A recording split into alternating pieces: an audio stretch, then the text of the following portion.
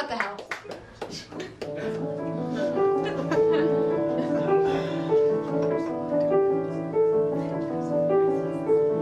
He's a very smart prince.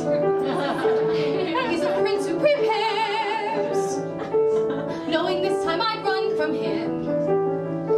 He spread pitch on the stairs. I was caught unawares, and I thought, well, he cares.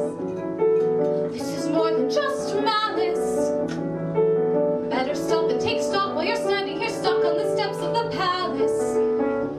You think, what do you want? You think, make a decision. Why not stay and be caught? You think, well, it's a thought. What would be his response? But then what if he knew who you were when you know that you're not what he thinks that he wants? And then what if you are what a prince would envision?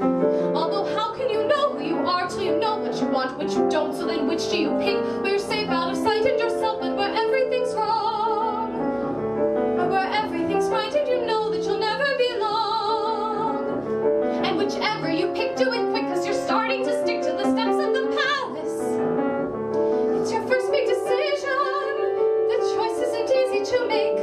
To arrive at a ball is exciting and dull once you're there, though it's scary. And it's fun to deceive when you know you can leave, but you have to be wary.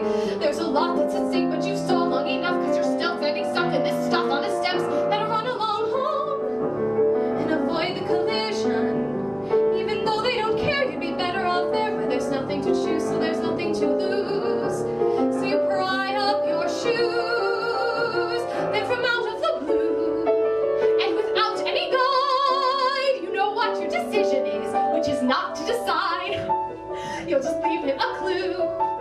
For example, a shoe. And let's see what he'll do. Now it's he